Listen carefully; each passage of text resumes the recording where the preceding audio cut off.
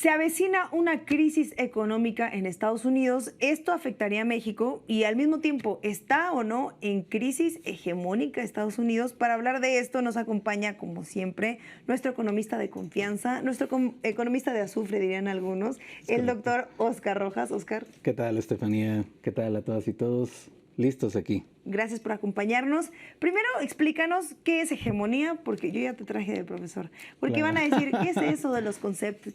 ¿Cómo que hegemonía? A No, ver. sí, por supuesto, y qué bueno que se señale porque es parte de cómo entender la problemática ahorita que tenemos, ¿no? En lo interior y en lo exterior, ¿no? Entonces, Estados Unidos tiene todas las características de un país como cualquier otro, ¿no? Tiene esa estructura, pero además tiene un poder especial, ¿no? Domina el dólar, que es el que fija los intercambios a escala general, tiene un montón de posiciones militares en el mundo y tiene bloques que le responden directamente y además tiene relaciones de subordinación con respecto a otros países, es decir, es como un superpaís, ¿no? Y la medida de ese poder general es a lo que llamamos hegemonía. ¿Y de dónde viene la palabra hegemonía? Hablemos de Gramsci. Este es el programa para hablar de Gramsci. Exacto. Bueno, pues es que es un concepto interesante porque no solamente se trata de la relación de dominio económica, vamos a decirlo así, sino también política, ideológica, ¿no? O sea, es toda una civilización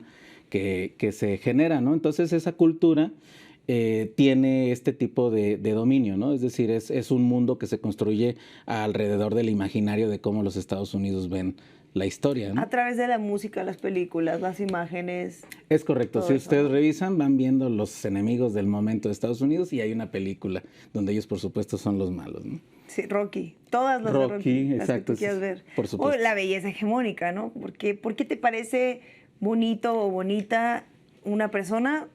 Tiene que ver, o sea, sí tiene que ver con la belleza hegemónica. La estética en general también es dominada, es parte de esta estructura hegemónica.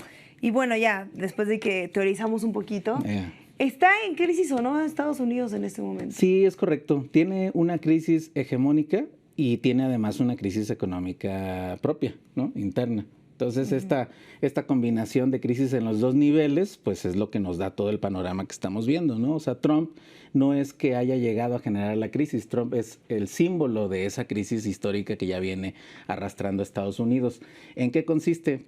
Pues que en el siglo XX Estados Unidos era la potencia industrial más fuerte y eso le permitía expandir todo esto que estamos hablando, ¿no? Toda esta cuestión cultural, política, ideológica.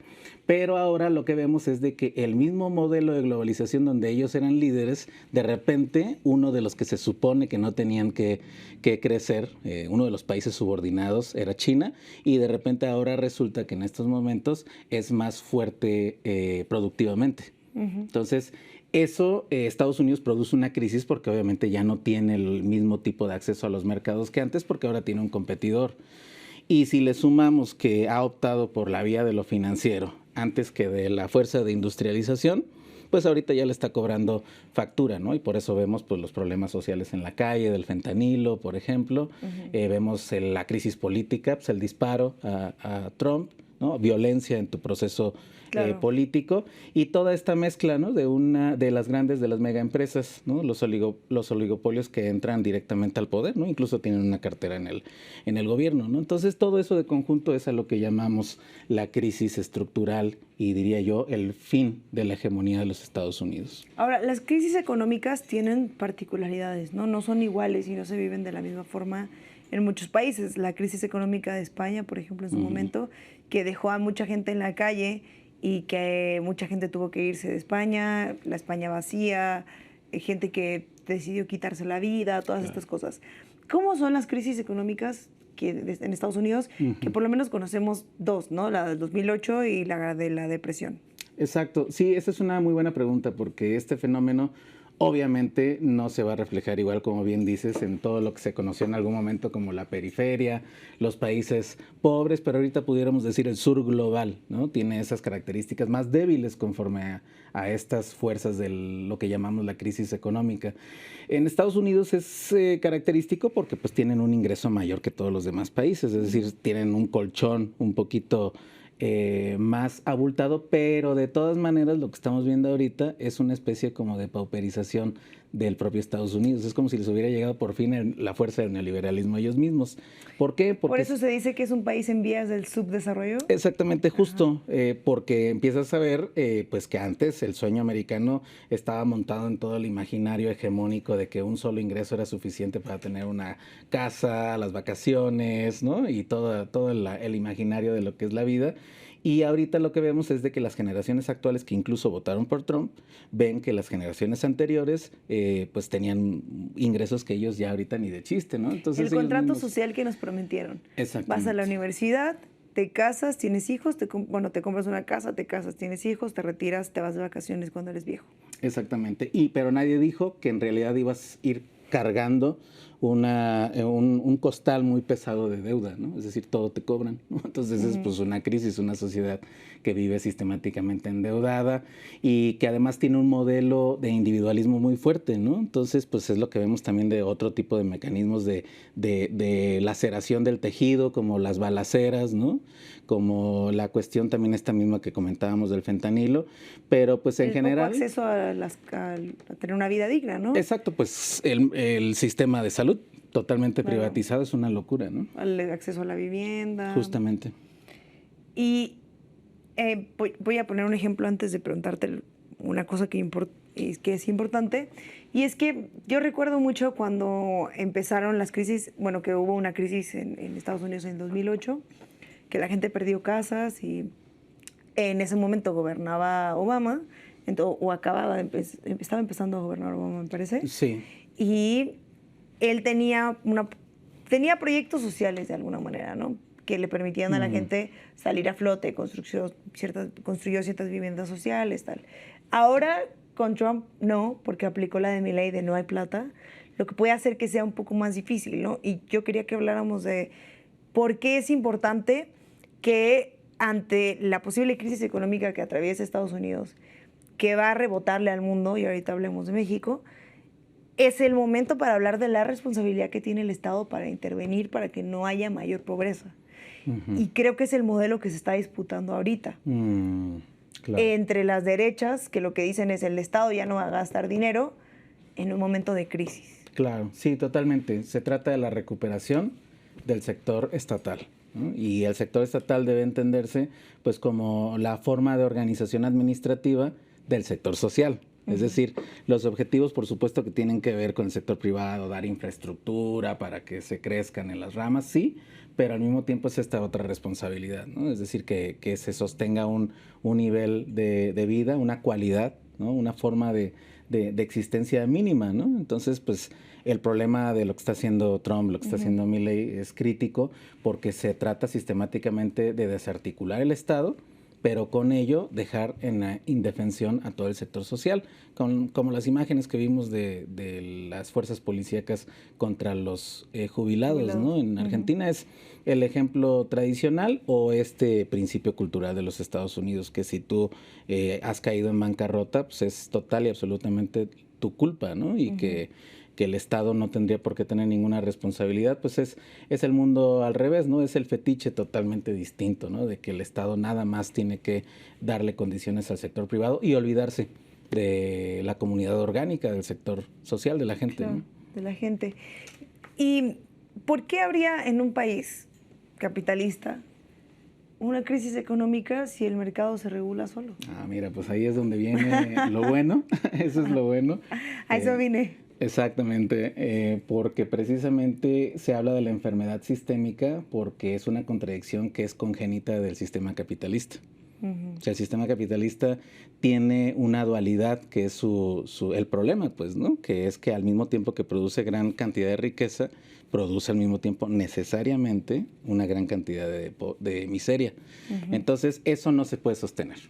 Y por eso, aunque sea Estados Unidos una potencia, pues como precisamente desarrolló lo más que pudo el capitalismo, las contradicciones son fuertísimas, ¿no? Ha construido un mundo totalmente desigual, donde el 1% tiene más de la mitad de la riqueza producida y los más pobres, el 50% más pobre, pues tiene apenas 2-3% del producto global, ¿no? Entonces estás totalmente dispar y eso pues obviamente que pensándolo incluso, por ejemplo, para las empresas, ¿no? Pues si la gente no tiene ingresos, pues ¿quién va a ser mi mercado? Entonces empiezas a generar que es lo que hemos estado viviendo, un periodo de estancamiento global. Es decir, ya no se puede mover, ¿no? Y no hay movilidad social. No hay movilidad social y además, por ejemplo, un dato, ¿no? En la pandemia, pues los más ricos del mundo no es que hayan dejado de crecer o de que tuvieron que ceder un poquito de lo que ya habían ganado, ¿no? Al contrario, aceleraron su riqueza, o sea, la tasa de acumulación de su riqueza. Entonces te habla ya de un sistema totalmente, pues que es claro que sus consecuencias son eso, ¿no? O sea, la crisis es el recordatorio de que no hay una sociedad que pueda evolucionar bien, ¿no? Con bienestar, si está basada en este tipo de criterios del capital, ¿no? Y es sintomático de todos los países que atraviesan crisis culpar a los migrantes, ¿no? Porque se dice que los migrantes viven del Estado y entonces lo que hace que se vaya empobreciendo. Sin embargo, las cifras nos dicen que los migrantes aportan al Producto Interno Bruto. ¿Qué pasa con un país que se va quedando sin migrantes en medio de una posible crisis económica? Claro, pues sí, se hablaba incluso de que si contabilizamos la actividad económica de los migrantes en Estados Unidos, por ejemplo, esa economía de migrantes sería creo que estaría en el top 10 al menos, ¿no? De una economía, de lo boyante que significa esto. Y recordar ahorita que pues veíamos el concepto del capital, de que en realidad lo que produce las cosas pues no es el capital en sí mismo, sino el trabajo. Entonces el factor trabajo es en realidad el origen, pues, ¿no? De la posibilidad de transformar la materia y por lo tanto producir.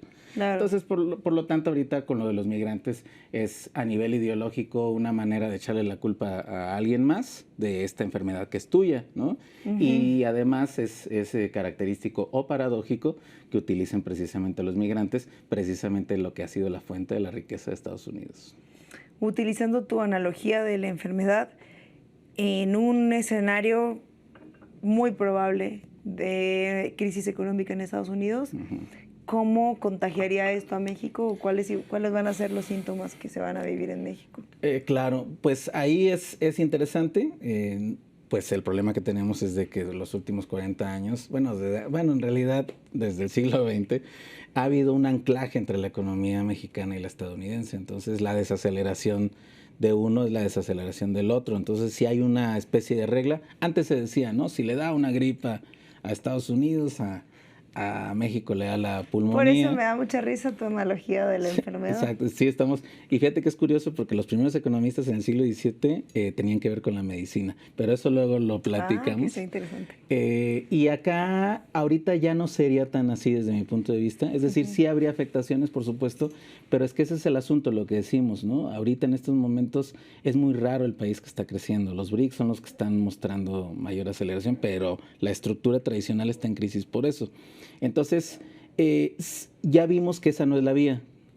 Lo que hemos visto, lo que discutimos la vez pasada, el plan, el superpeso y además toda esta noción de lo que ahorita es el plan México, es precisamente reconocer de que si siguen las cosas como están, no hay salida. Es decir, siempre vamos a tener esa vulnerabilidad. Claro. Tenemos que prender el motor interno, ¿no? El mercado interno se tiene que industrializar y tenemos que conectarlo para nosotros mismos. No quiere decir que nos cerremos porque vamos a seguir teniendo intercambios, por supuesto, pero no que esa sea la base única, ¿no? Como fue todo el neoliberalismo, es decir, recuperar tu propio metabolismo interno. Y yo creo que ahí es donde vamos a tener la posibilidad de desacoplarnos, en el sentido de que pues, Estados Unidos va a ser muy difícil que cambie en el corto plazo su forma de desarrollo, porque es lo que ha hecho toda su vida, es su diseño de base. Entonces tenemos que prepararnos para lo que los próximos 20, 30 años, cómo hacerle para que ante ese estancamiento crónico de Estados Unidos nosotros podamos desacoplarnos y parecernos más al tipo de crecimiento de los BRICS, ¿no? Claro. Pues muchas gracias una vez más por esta mesa y antes de irnos traías un video. Sí, exacto. Es una declaración muy interesante del vicepresidente James David Vance, reciente, ¿no? Que habla precisamente de esto, del problema de cómo se constituyó la economía, la globalización que ellos pensaban y en lo que resultó. Vamos a escucharlo. Vamos a escucharlo. Because there were two conceits that our leadership class had when it came to globalization. The first is assuming that we can separate the making of things from the design of things. The idea of globalization was that rich countries would move further up the value chain while the poor countries made the simpler things. You would open an iPhone box and it would say designed in Cupertino, California. Now the implication, of course, is that it would be manufactured in Shenzhen or somewhere else. And yeah, some people might lose their jobs in manufacturing, but they could learn to design, or to use a very popular phrase, learn to code. But I think we got it wrong. It turns out that the geographies that do the manufacturing get awfully good at the designing of things. There are network effects, as you all well understand. The firms that design products work with firms that manufacture.